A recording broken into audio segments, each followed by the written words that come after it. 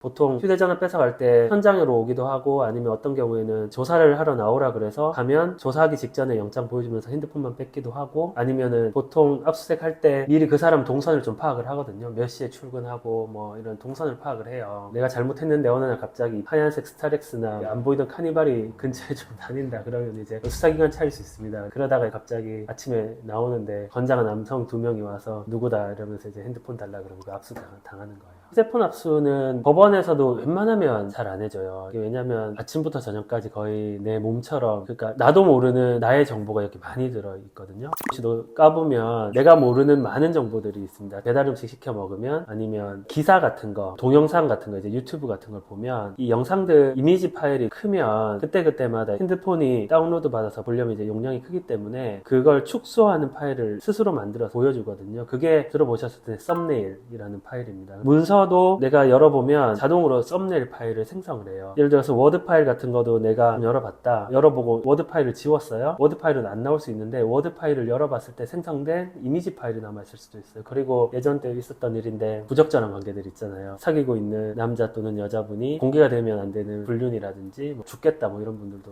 되게 많았고, 수사기관이 가져가서 그거 가지고 약점 잡고 그렇진 않습니다. 그래서 나는 없다고 생각하지만 생각보다 이 핸드폰 안에 여러 가지 많은 파일들이 있습니다. 그래서 이제 핸드폰 압수수색에 대해서 좀 말씀을 드리려고 하는데요. 첫 번째 아셔야 되는 거는 핸드폰 자체 압수가 아니라 핸드폰 안에 있는 전자정보 압수다. 이제 압수수색이라는 거는 증거를 가져가는 거잖아요. 그러니까 대부분 이 핸드폰 자체가 증거가 아니고요. 이 핸드폰 안에 들어있는 전자정보가 증거예요. 그런데 문서나 뭐 계약서, 결제 문서 이런 것들은 그 자리에서 쭉 보면서 이게 범죄와 관련성이 있는지 없는지를 바로 확인할 수 있잖아요. 관련성이 있으면 가져가고 관련성이 없으면 놓고 가고, PC도 물론 전체를 가져가서 나중에 보는 경우도 있지만 PC도 예를 들어서 A 회사와의 계약이 문제가 된다, B 회사의 거래가 문제가 된다 그러면 일하시는 분들이 폴더를 만들어서 A 회사와의 계약, B 회사의 거래 이렇게 막 만들어 놓으면 그 폴더만 가져가면 되거든요. 아니면 어떤 키워드가 있으면 검색 프로그램에 의해서 이제 키워드를 치면 그 파일들이 쫙 추출이 돼요. 그렇게 가져가면 현장에서 바로 증거물을, 압수물을 선별할 수 있는데 핸드폰은 그게 안 돼요. 핸드폰은 어떻게 해야 되냐면 일단 이거를 가져가요. 똑같은 정보를 추출합니다. 그걸 이미징이라고 하는데요. 이 핸드폰과 똑같은 전자정보가 복제가 돼요. 복제가 됐으면 이 핸드폰은 필요가 없거든요. 그럼 핸드폰은 그냥 반환하게 돼 있습니다. 기계는. 예전에는 수사기관도 이걸 잘 몰라서 핸드폰 자체를 압수한다고 생각하고 이걸 안 주는 경우도 많았어요. 핸드폰 달라 그러면 핸드폰 압수했는데 왜 주냐, 또는 뭐 가환부 신청하라 막 그렇게 얘기했는데, 요즘에는 수사기관들이 그걸 알기 때문에 복제를 하면 이 물건 자체는 압수 대상이 아니란 걸 알아서 이건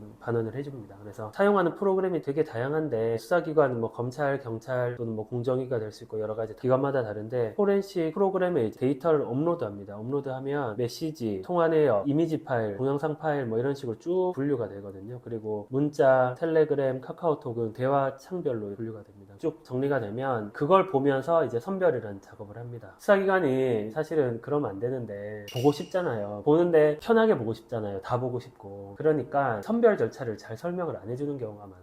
이거를 가져가면 복제를 하고, 복제한 파일을 업로드를 하고, 업로드한 다음에 메시지, 이미지 파일, 동영상 파일 뭐 이런 것들을 하나하나 보면서 범죄랑 관련된 정보인지 아닌지를 선별해서 범죄와 관련된 것만 이제 추출을 해서 압수를 해야 되거든요. 그러니까 이 절차 전체가 압수 절차예요. 이 전체를 다 참여할 수 있어요. 내가 가서 변호사랑 같이 가서 할 수 있는데, 일단 일반인들은 전체가 압수 절차인지 잘 몰라요. 핸드폰 뺏기면 끝인 줄 알잖아요. 보통은 어떻게 하냐면 핸드폰을 뺏고 나서 핸드폰 뺏겼다는 걸 쓰면서 선별 절차 참여할 거냐는 걸 물어보는데, 보통 수사기관이 어떻게 얘기하냐면 뭐 할 수 있는데 뭐 굳이 안 오셔도 되고요 뭐 이러면서 이제 선별의 부동의를 체크하게끔 유도를 많이 합니다. 근데 선별 절차는 어쨌든 참여한다고 했다가 나중에 철회하면 되니까, 그렇게 해서 참여를 하면 또 부분 참여할 수 있거든요. 원래는 핸드폰을 이렇게 가져가면 봉투에 넣어서 딱 봉인을 해요. 그래서 이거를 나중에 복제할 때도 뜯을 때도 참여할 수 있고, 붙인다고 하는데 복제하려고 꽂을 때도 참여할 수 있고 다 참여할 수 있는데, 근데 이거 굳이 참여할 필요 없으니까 이거는 참여 안 하고 나중에 프로그램에서 볼 때만 참여하겠다 이렇게 해도 되거든요. 그래서 일단 휴대전화 압수수색이 됐으면 현장에서 난 참여하겠다라고 의사표시를 꼭 하시는 게 좋고, 그리고 이제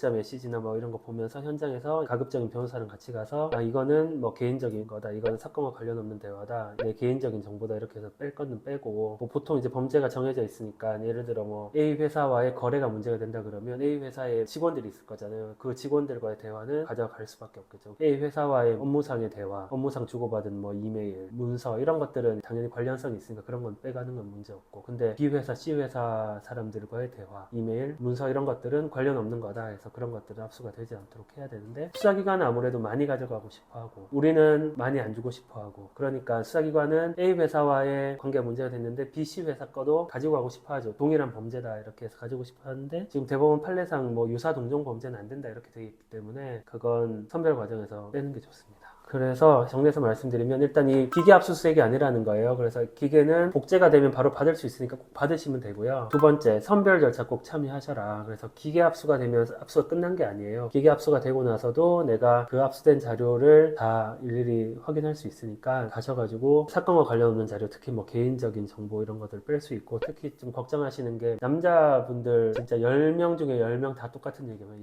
받는데 괜찮냐, 그런 것들은 수사기관도 관심이 없고요. 범죄랑 관련이 없으니까 그런 것들 다 빼고 정말 범죄와 관련성이 있는 자료만 압수해 가니까, 근데 그런 절차를 변호인 없이 하기에는 정말 어렵습니다. 그래서 특히 이제 수사기관이랑 논쟁이 붙는 경우가 많거든요. 이거는 관련성이 있다 없다, 그리고 그 압수수색에 관한 대법원 판례의 법리는 좀 어려워요. 전문성이 있는 법리들이라서 변호사가 옆에서 조언을 해주는 게 큰 도움이 됩니다. 지금 혹시 핸드폰 압수수색으로 고민이 많으시다면 가까운 변호사 사무실을 찾아가셔서 꼭 상담을 한번 받아보시는 게 좋을 것 같습니다.